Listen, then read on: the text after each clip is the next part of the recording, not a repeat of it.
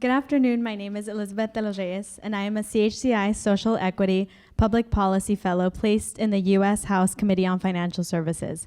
I am delighted to be with you today for this exciting discussion, a pipeline of Latinos in financial services breakout session. Under the existing paradigm, 63 million people, many of which are low and moderate income communities of color, are not fully integrated in the mainstream financial system. By increasing the number of Latinos working in the financial industry, we can offer more Latino families tools for managing and building generational wealth. The value and contributions of the Latino community should be properly celebrated and recognized, and a key step is integration in a safe and regulated financial system we can trust. On behalf of CHCI, I would like to thank LPL Financial and Bank of America for the generous support of this session. It is my honor to introduce the chair for this panel, Representative Sylvia Garcia. Representative Sylvia Garcia began her career as a social worker and legal aid lawyer and has dedicated her life's work to her community and to public service. Congresswoman Garcia continued her public service career as director and presiding judge of the Houston municipal system for 5 terms under 2 mayors. In 1998, she was elected city controller of Houston. After 2 terms as controller, Representative Garcia was elected to the Harris County Commissioners Court, and in November of 2018, she became the first ever elected Latina to represent the 29th Congressional District of Texas.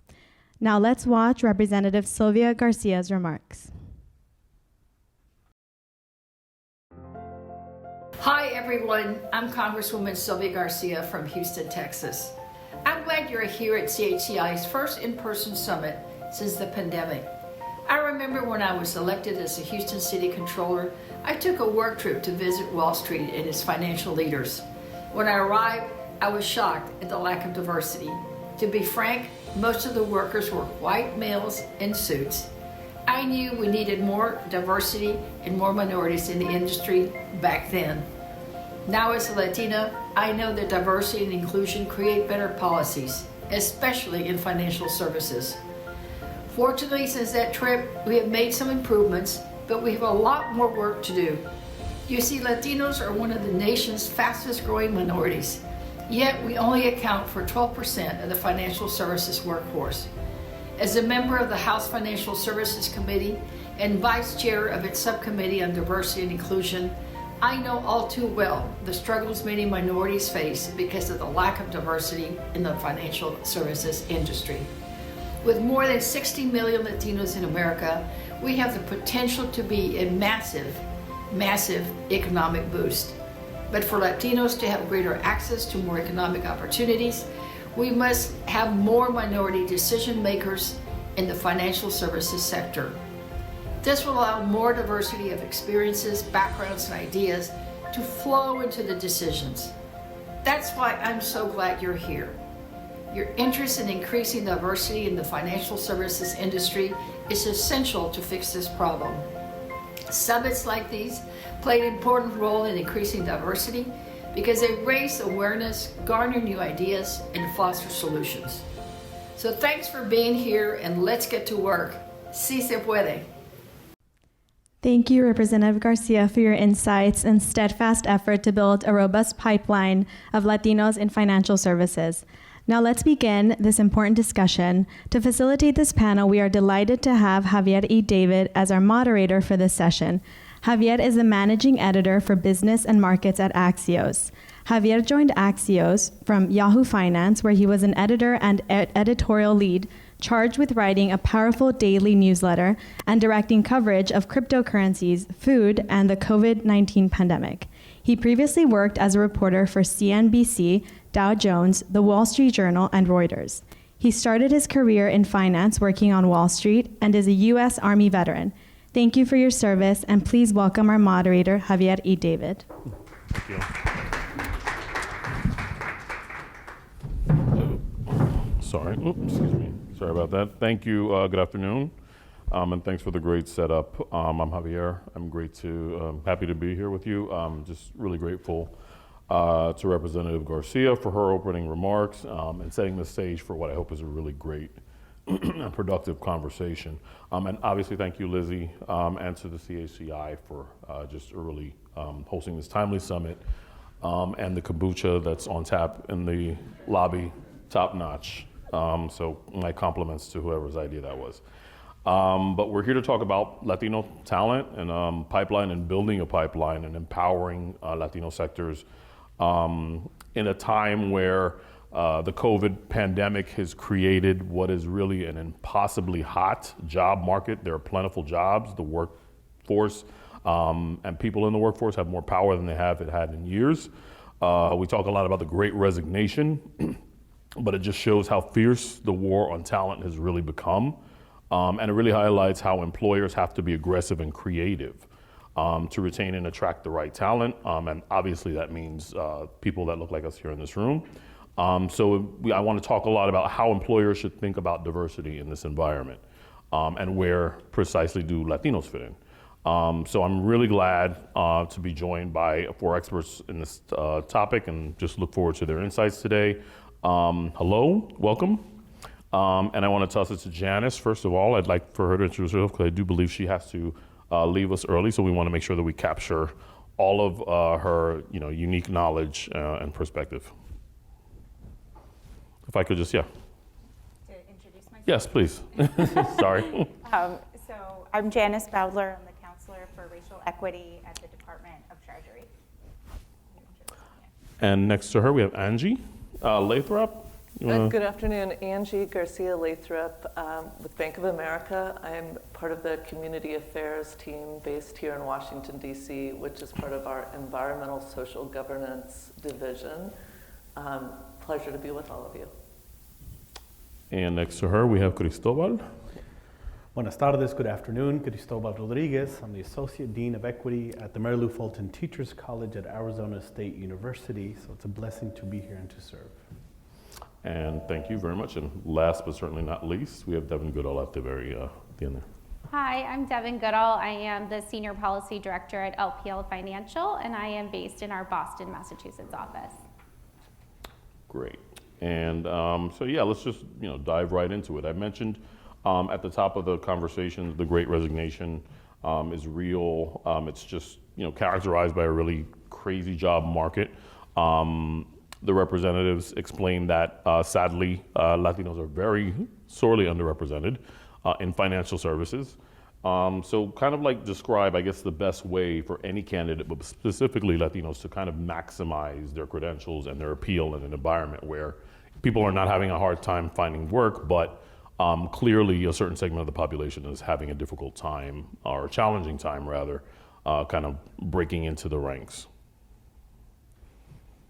I'll just throw that out to anyone who wants to grab it first. All right, Professor, who loves to talk, obviously, I'll warm it up.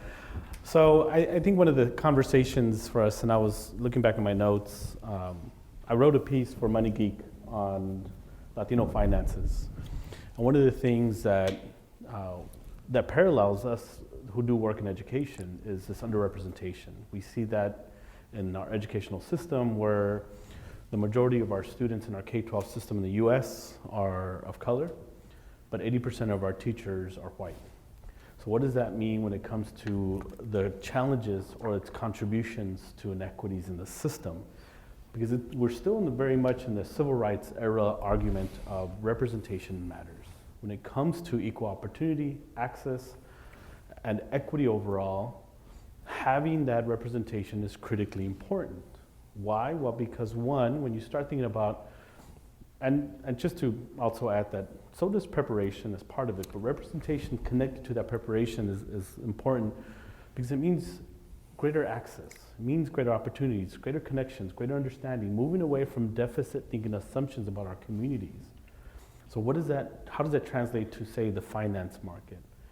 If you look at Latino communities, right now we know that Latino communities are more likely to be entrepreneurial and account for essentially what would, if the gross domestic product would be measured in itself by Latino contributions, it would be 8th in the world. That's a lot of economic power, and there's a lot of entrepreneurial energy. So when you think about the asset-based approach to working with Latino communities, To me, that's a missed opportunity for our financial sector to really know what it means to connect with our Latino communities and to have representation, to improve access. I mean, that's just capital waiting to happen at all kinds of levels. So it's something to think about, even if you move away from the economic perspective, but even from a civil rights argument, that representation also ensures one of the original arguments when it comes to equal housing, equal lending, right? Advancing those connections by having that representation is part of that puzzle. And it's still part of the civil rights movement today, as much as it was 50 or 60 years ago. And I think that's where we think about a big part of moving away from deficit thinking assumptions about the Latino community to asset-based connections and having this rich entrepreneurial history. Yeah, there's a lot of opportunity that we can be advancing if we just tapped into this rich market. Janice, as a government official, I kind of know that the Biden administration, this is a priority for them, and certainly diversity. How do you kind of approach this particular topic when a candidate walks in the door and the organization isn't necessarily reflective of what they look like? What are the challenges of trying to sort of get the buy-in from them about what this place or whatever the organization might be, being a suitable place for them to work and a place for them to grow and thrive? Yeah, so I think one of the first steps is making sure that the leadership are taking all of the steps. Oh, there we go. Is that on? Can you hear me? Making sure that the leadership are taking all of the steps. Is it supposed to sound like that? So for Treasury, I would say we've been very clear from day one that this is a priority for the Biden-Harris administration, but also for Secretary Yellen. And that has resulted in a major increase in people of color in appointee positions. 40% of our appointee positions are people of color. I think this matters then from recruiting. I've had the opportunity to talk to people who are considering coming into a place with a reputation for being very white and being able to talk to them one-on-one about what the opportunities are. Looks like they're gonna. Sorry, we're gonna turn that one off. Okay, is this better? So much better. So hopefully you caught what I was saying there, that I think diversity, it starts at the top and making sure that your leadership is diverse, and then I think that supports on the hiring. And being able to have conversations with people about what the journey is that an organization is undergoing and why this is a place where they should invest their time and talent. Structurally, it's important that that becomes systemic throughout the organization. So a couple of weeks ago, we announced that we were creating the Office of Diversity, Equity, Inclusion, and Accessibility, which is a major expansion and elevation of the diversity work at Treasury. I won't go into all the details, but essentially it elevates it up to reporting directly to the Deputy Secretary, includes an expanded focus on diverse recruitment, retention, mobility, and uniquely also includes what we're calling the Equity Hub, but a policy shop that will be made up of career staff focused on racial equity. It's critical, I think, from the federal government perspective that we're thinking about both the policy and programs and how we're staffing that with domain expertise, people for whom this is their lived experience, but also this is their practice. It's what they do every day. The same way we would staff people with domain expertise around financial markets, economic policy, tax policy, et cetera. We're gonna have a dedicated career staff policy team. And then we have also a team that's focused on making sure that Treasury aligns, that our workforce reflects the diversity of the country and aligns with our values. Financial services in general tends to be very clubby and exclusive, and I worked on Wall Street, so I kind of know firsthand. It's very difficult to break into that world if you didn't go to the right school or know the right people. Do we get a sense that that's changing for the better? And I think Janice put it in terms of recruitment. That's part of the process. Where you went to school, where you find talent. Obviously, that talent is considered to be like commonplace in places like Harvard or Yale or the Ivies or what have you. But talent can be found anywhere. So how precisely are we do we feel like this is changing for the better, or can the paradigm shift in favor of people who are working class, such as myself? We didn't go to the certain schools, but you have the smarts, you have the determination. How does that play into the whole process of trying to create a pipeline? I'll jump in on that. Is my mic good? Thank you, Javier, for the question. I do think it's an interesting, there has been a shift in how we go out and attract diverse talent. First of all, we recognize that we need to go make the effort to go into the community to attract talent. As much as your initial question about what should a candidate do to best position themselves for roles at the bank, it's also our job to go into the community, into colleges and universities, and pull that talent into the bank. I was looking up a stat that I have here, so many statistics, on how many universities we actually reach, HBCUs, HSIs, tribal colleges, and other universities across the US. There are 350 of them that we're going out to seek talent. So it's no longer the tens, however many Ivies and small Ivies there are, that we're going into 350 colleges across the US. In fact, we work with ASU and the college to the south of you, University of Arizona, to attract talent, both being HSIs, Hispanic Serving Institutions. We're also going into the community through our Pathways program to work with national and local nonprofits to seek talent from the community. This is a specific initiative focused on bringing talent into our financial centers, or what we all call bank branches, and to really go attract talent to what it can be to work in a financial services company, and bring them in primarily into entry-level roles in our financial centers to work for Bank of America.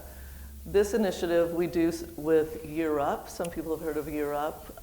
Unidos US, we're working with Unidos in 19 markets across the US through their local agencies, their local affiliates, to develop the talent, bilingual talent, and bring them into the banks, bank branches, financial centers, we call them, as an entry-level role. Sometimes relationship bankers, sometimes what we call customer service representatives or tellers.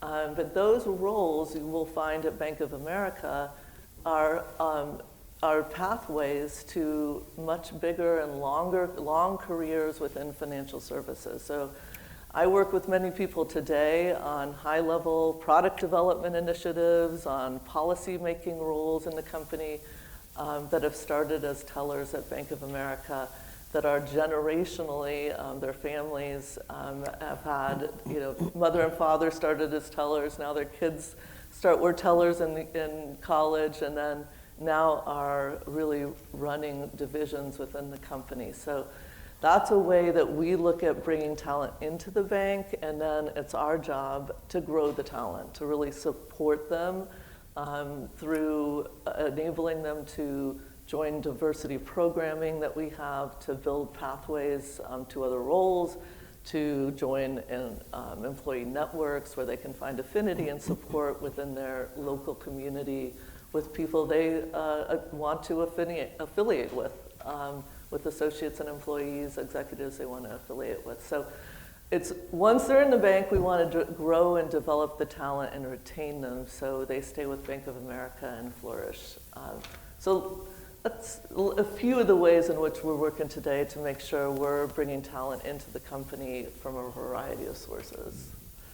And excuse me, I know that Bank of America is one of several banks that are trying to do something in particular to target people of color, Latinos. I also recall JP Morgan sort of announcing an initiative to sort of expand the ranks of wealth advisors. The Certified Financial Planners Association actually last year announced a record number of Black and Latino people who had obtained the credential and are active in the sector. And Devin, I want to throw this one to you because I know that you, as the other member of the financial community, how do you kind of see this whole idea about recruitment, creating a pipeline, diversity in general? Is it just racial or ethnic, or is it geographic? How do you kind of approach the whole idea of trying to attract talent wherever they are may be, or whatever they may look like? So we look at it from two different lenses. The first one is our home office employees, and that could be tech talent, it could be talent like me in policy, it could be relationship management, and those are non-licensed positions typically. And then we also look at talent for our financial advisors and their staff, and how do we build, first of all, a pipeline to support those advisors, but then also a pipeline to become a financial planner or CFP or something like that. And so at the home office, we do kind of typical recruitment techniques like Bank of America, where we're going out to different communities. We're located in San Diego, Austin, and South Carolina as well. And so San Diego and Austin in particular have a really strong pipeline of Latino talent.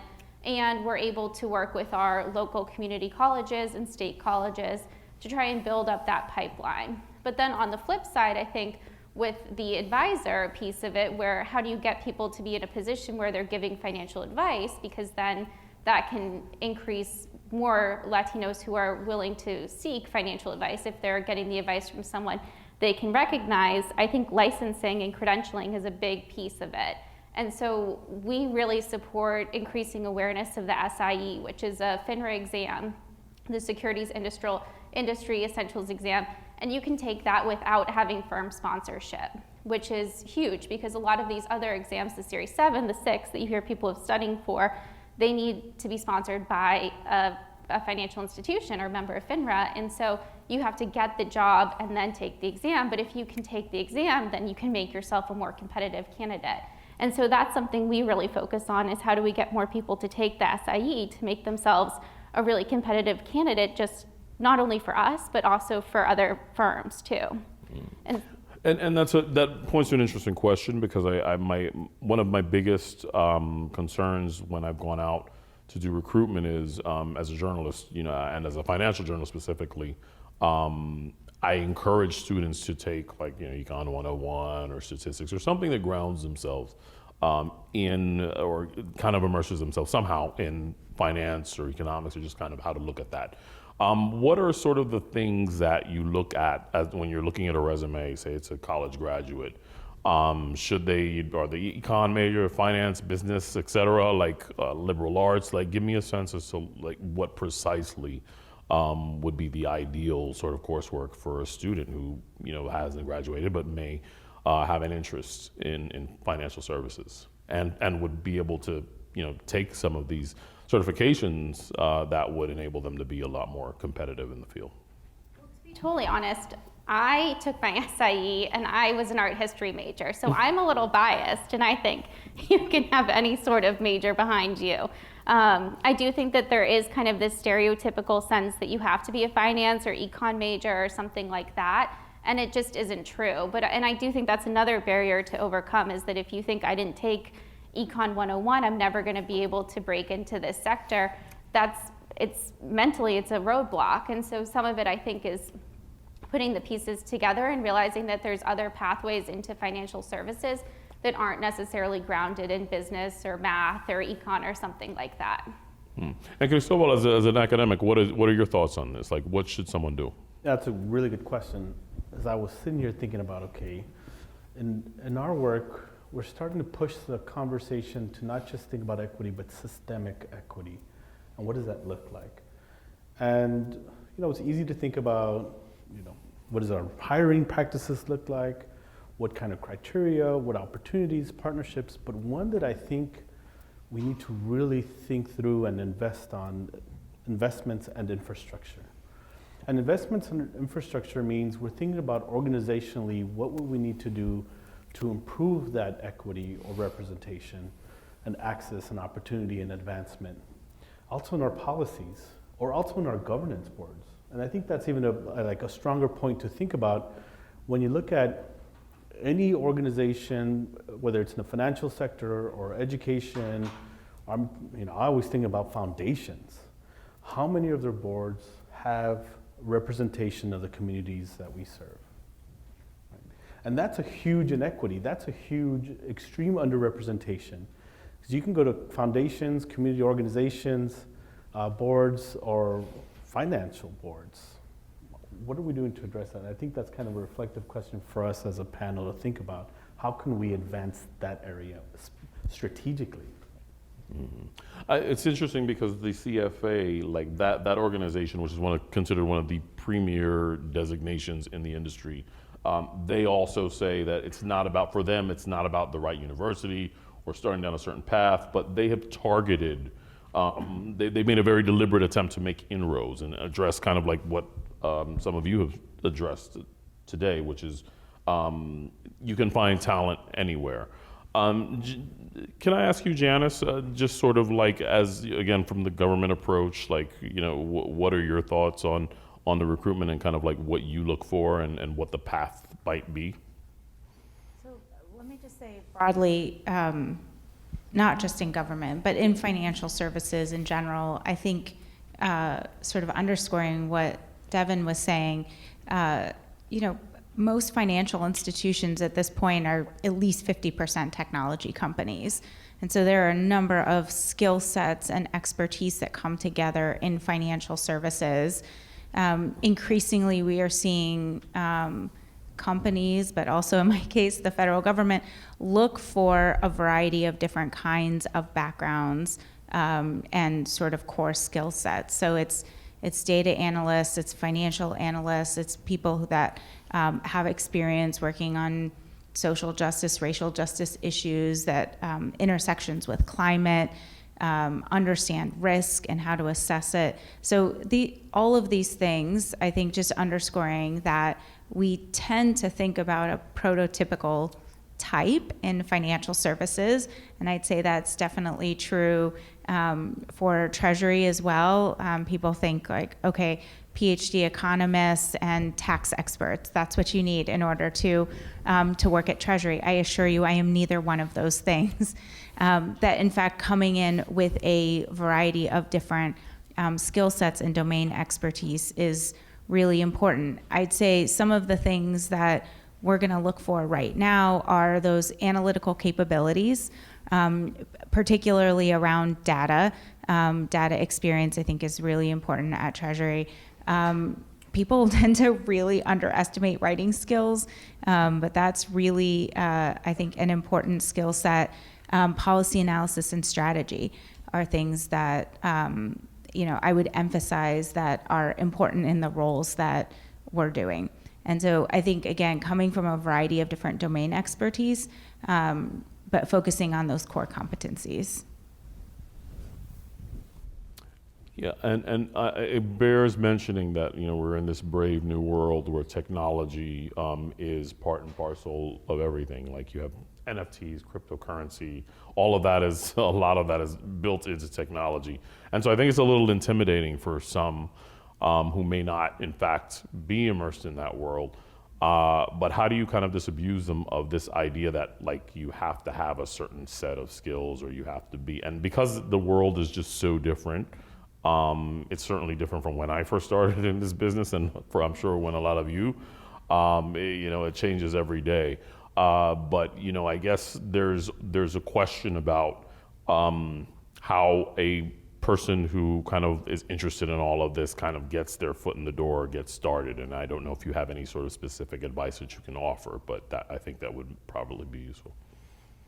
So from a federal government perspective, I mean, we're sitting at the CHCI Summit, so I'm going to shout out CHCI. I mean, I think there's an element of getting involved in federal government, wherever that point of entry is, and then from there figuring out what are your passions, what are the things that you're really good at, and how do you apply that to the mission. So I'll say in my own personal journey, I flirted with law school, and I would make a terrible lawyer. That's just not how I'm wired. There are days where I get up and I'm like, oh, I wish I was a lawyer, because I would definitely sue those people. And then all my lawyer friends are like, that's why you're not a lawyer. No, that's not right. Never mind that lawyers do a lot of different things. I had to find line up my skill set with my mission. And again, it's a lot of different things. It's front office, back office, it's policy, it's data analysis. So I think if you're interested in a career in federal government, I'd say seeking out programs like CHCI that allow you to come in and further refine your skill set, the issues that you're passionate about, and how those two things come together. Nothing's going to get you more on the fast track than doing programs like that. Angie, the big bank perspective, what is your, someone comes in and say they walk up to the table at a job recruitment fair, or wherever it might be, and say, I'm interested in working for Bank of America. How do you respond, or how do you kind of address what they should be doing or should not be doing? Well, I'm not a college recruiter, so I wish I were. That'd be an interesting question for them. I'm going to have to go back and ask them what they would say to that individual in front of them. I would say that a lot of what other panelists have mentioned is true of Bank of America as well, is that we hire for a lot of different roles within the company. As I mentioned, I'm in environmental social governance. That's a very unique division where I get to work with external organizations like CHCI and Unidos US and the National Urban League and NAACP and others to help bring their interests and perspective into the bank so that we can fine-tune what we do as a company and do it better for the constituents that nonprofit advocate is representing. And that's a very unique role. We're looking for when we hire for roles within ESG, we're looking for those folks that have a policy background, who might have had engagement with or worked with national nonprofits, that understand sometimes philanthropic giving and sponsorship. So you think about how unique that is within a bank to then global technology and operations, where folks are coming in with data skills and tech skills and operations skills. I don't even know what skills they come in with, but very technical backgrounds to our consumer business, where for the initiative that I described earlier, where we're partnering with nonprofits and bringing talent into the company, those entry-level roles require 2 years of sales experience. So there is no college requirement to entering an entry-level role in a financial center. But again, that's a pathway to much bigger roles in the company. In addition, that individual can access support for taking college-level courses, associate degree-level courses paid for by Bank of America. So while working at the bank, being able to fund your college experience is another amazing asset that we offer our employees. So I don't know if I'm really hitting the answer. I'm really answering the question. It's very much role-based what we're looking for. I do think what Janice referred to earlier, which is work with networks. So if you are a former CHCI intern or fellow, staying connected to that network and finding opportunities for interests that align with you, whether it be in financial services, how is CHCI work, what banks are CHCI working with, what inroads might that present to you, think about your networks. Hispanic Scholarship Foundation, did I get that right, HSF? That's another one where we're working with an organization and supporting some of the scholarships, but also working with graduates of HSF graduates to recruit the talent. So think about those networks and how those connect you into roles that are of interest to you. If I can add, Angie made a point earlier that I think was critically important. And that is this idea of how you're reaching out with institutions and being strategic, but also thinking about partnership. When I think about non-traditional pathways when it comes to education attainment, and then how that then feeds or contributes to new areas of careers. And so one of the things, I was talking to somebody earlier today who's here as an attendant, who has a master's degree in ethics, peace, and human rights, and then who wrote a piece on capitalism and works for the Environmental Defense Fund, and then driving these different concepts of economics into the work and how that connects to to environmental efforts. One of the things that at ASU, we pride ourselves in that a student can come to our institution and pick up not just a concentration in one area, right, say economics, but has an opportunity to go into global health, has an opportunity to also then study Chicana studies or transborder studies, and make that as part of an entire opportunity to study across multidisciplines, that then when you think about the next generation of individuals to contribute to where we're headed as in any industry, you really want that kind of individual that can bring all these rich contributions across multiple spaces and as well as industries and so on. So I wondered, like in partnership, and as you say, being strategic in how we look at institutions of higher ed, that there's opportunities for us to be more strategic to evolve that, right? To find new ways to prepare on our part as an institution of higher ed, and then find ways to produce awesome, exceptional students that can bring whole new conversations to what you all are trying to achieve at some level. I think that even that conversation could link up wonderfully through even strategic partnerships. Janice, I know you have to, sadly, to take off. I just want to make sure you get one last word in if you need to. Thank you. I'm so sorry that I'm not able to stay until the end. I have a tight schedule, but I was really excited to be here. Where's Gabe? Gabe has my contact information, so if anybody has questions for me, they can send them through to Gabe.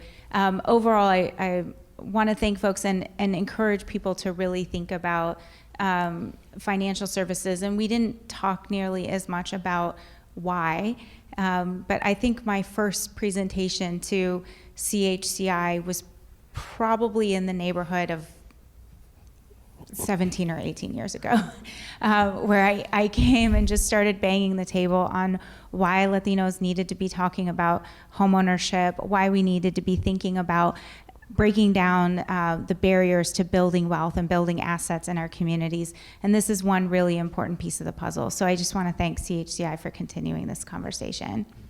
You guys should keep talking because it is really important, but I'm going to leave you here. Thank you, Janice. You're not required to apply. I guess on that note, I'm going to go ahead and sort of open it up to the audience for Q&A. Just kind of like a reminder to keep your questions very concise, very brief, so that everyone can have an opportunity to address them, and that we have ample time. So if there are any questions at all from the audience, definitely want to take this opportunity to give you guys the floor. I'm on my way to you. And just as caution, I'll be holding the mic. Sorry. Hi guys, good afternoon. My name is Dennis. I work with Allstate. I have a question, what we can do more internally, right? So how can companies leverage their business resource groups or employee resource groups? I'm not sure if this exists in the academic world, but if it does, how do you leverage those affinity groups to basically promote like this internal net promoter score, right? To get more employees and more talent inside your companies. Kind of a very different approach than probably you would in a regular recruitment schedule, right?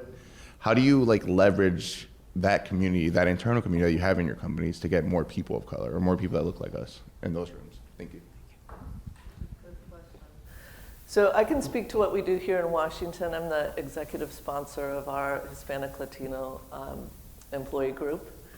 And we organize our employee network here in Washington to focus on professional development, on external engagement, sort of community engagement, and there's a third pillar, but it'll come to me in a second. When we think about professional development, it's about not only developing our talent internally, but also going outside the company and exposing and connecting ourselves to other networks in the community, so the Alpha Network locally, or the Prosponica network locally, trying to find other sort of affinity groups, in essence, where we can develop alongside of other Hispanic Latino talent in our market, in the city.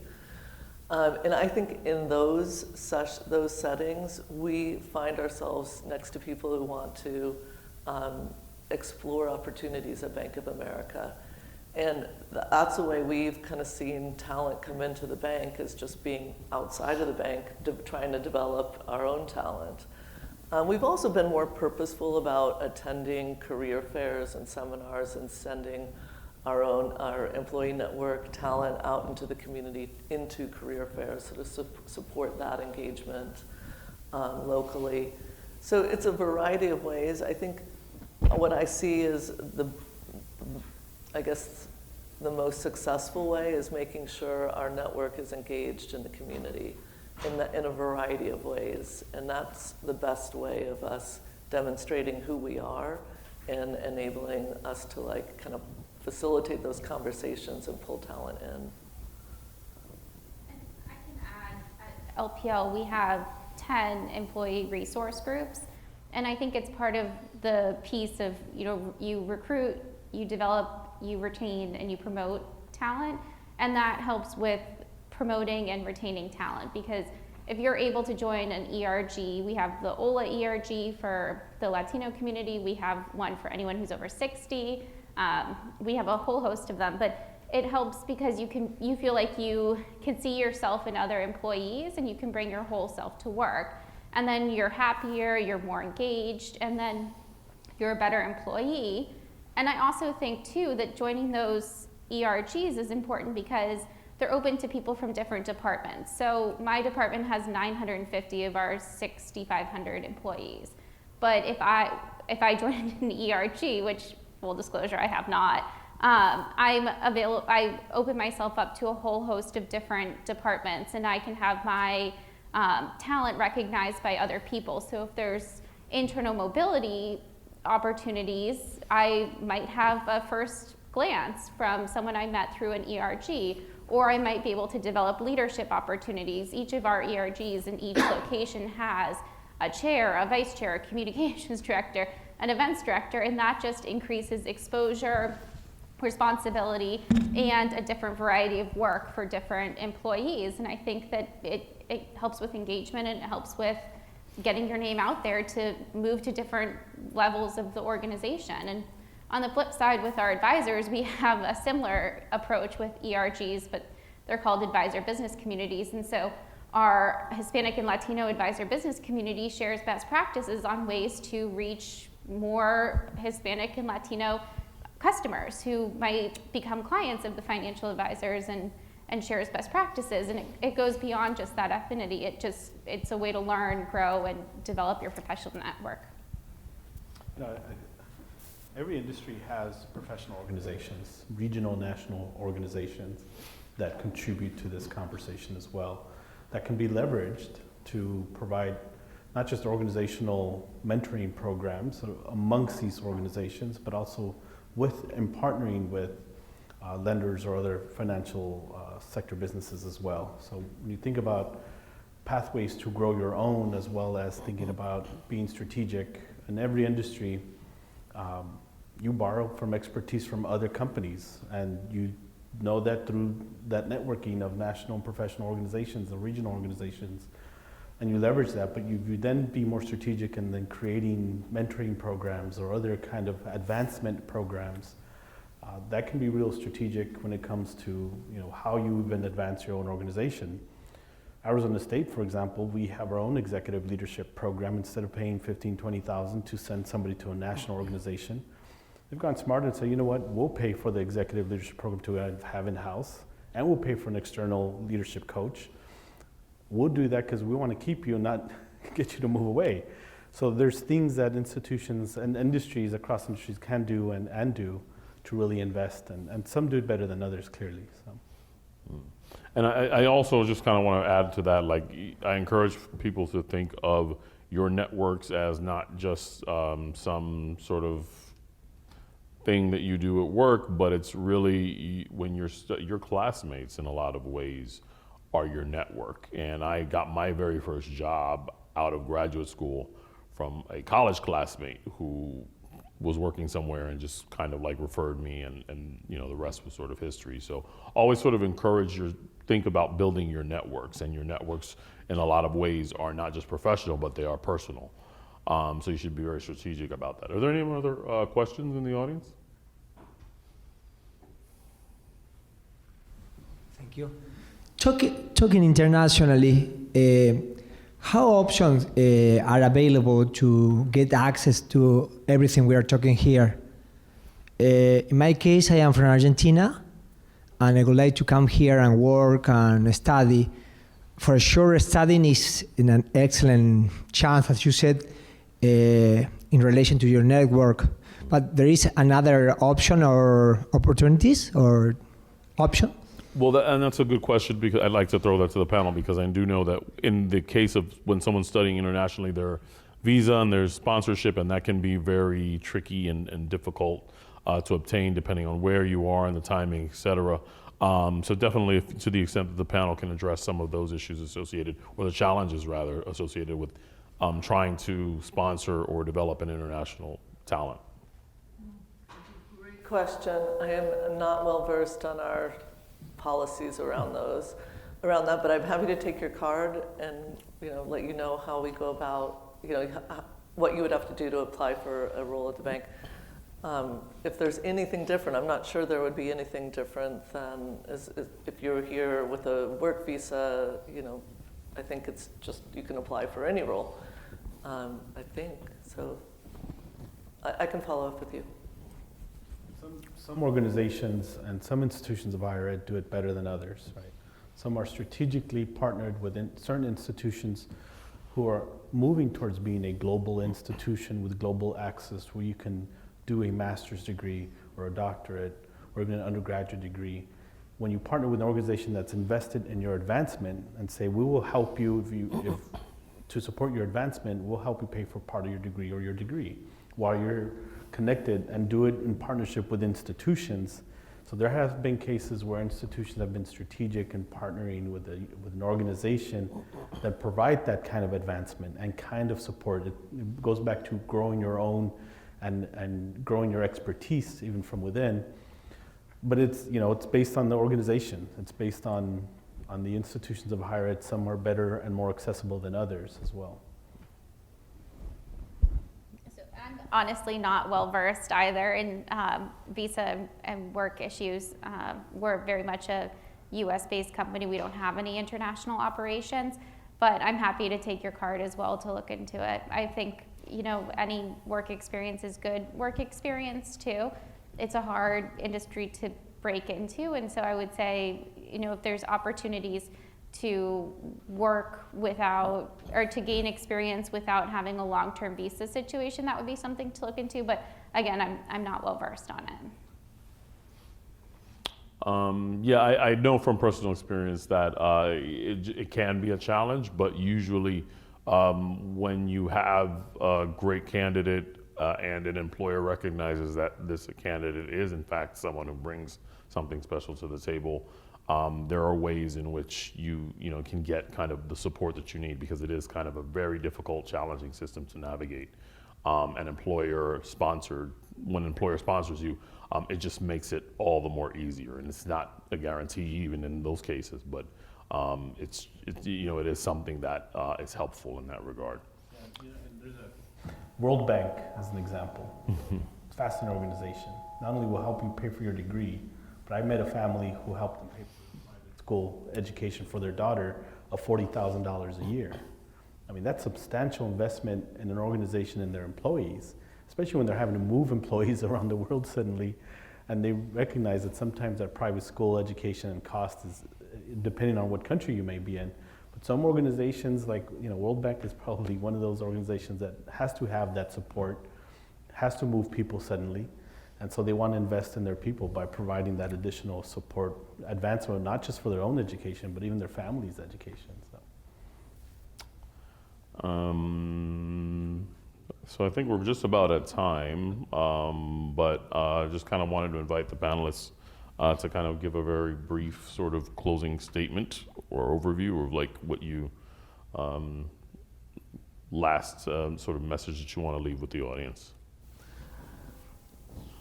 Well, I would say that, one, I'm excited to see people that are interested in financial services and want to grow your careers in this sector of the economy. It's a really ever-changing, exciting place to be. Nothing stays the same in financial services for too long. So I'm excited to see new people that are interested in it. If you have questions of Bank of America and how to engage the bank or how to apply for rules at the bank, please follow up with me afterwards. And as I said, your networks are your greatest power, so make sure that you're building them, fostering them, nurturing them, because they stay with you for the rest of your career and really are the only way similar to Javier, the way I've advanced in my career is through my friends, connecting me to roles at different companies and different places. And I'll say really quickly, my first role out of the gate, I worked for Henry B. Gonzalez on Capitol Hill. He was then the chair of the House Banking Committee, and now it's called the Financial Services Committee. So this was a few years ago. He has since passed, but he was the first job I got out of law school. And the only way I got that job is that he met my dad in the 60s during a campaign, and my dad snapped a picture with him. So that picture sat in our family photo album forever, since I was, well before I was born. And I just asked my dad, who was that guy in the picture you've always referred to? And he's like, oh, I think he's a big deal on Capitol Hill. You should check him, you should go to his office, see if you can get an interview. I was like, okay, sure. I was that naive. And of course, I went and I mentioned that my dad had met the congressman, and the congressman claimed to remember him, because that's how it worked back in those days. They're like, of course I remember your father. Sure he didn't. No disregard to those who have passed, but anyways, it got me in the door, it got me an interview, and I then got a job on Capitol Hill. So your networks, including your dad, including your parents, can be a great asset to you in your career. I'll say a couple of things. The first is obviously back to the original concept of representation matters. We know it's essential, but thinking systemically begs us to think about what about our own infrastructure, our own boards, or even organizations that we work with, or how do we move our networks in a way that's strategic so that we're talking about representation at all levels, right? Because where it really counts, especially being strategic, is going to be at the very top. When it comes to priorities, initiatives, investments, big decisions, it's top down.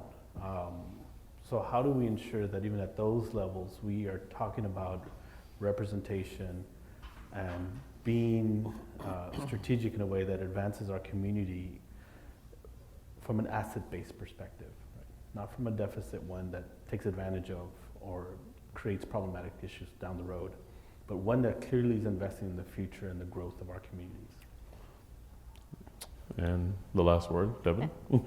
No pressure, but I think this is a really interesting time with financial services in general.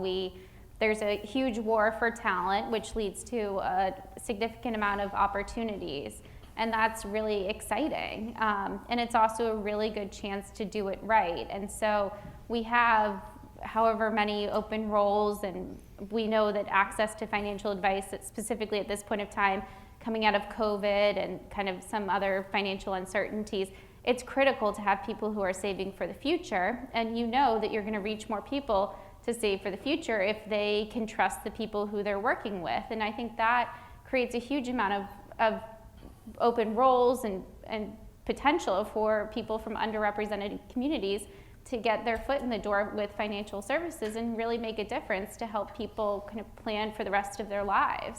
So it's really exciting, and I think everyone here has a ton of opportunity to make a difference.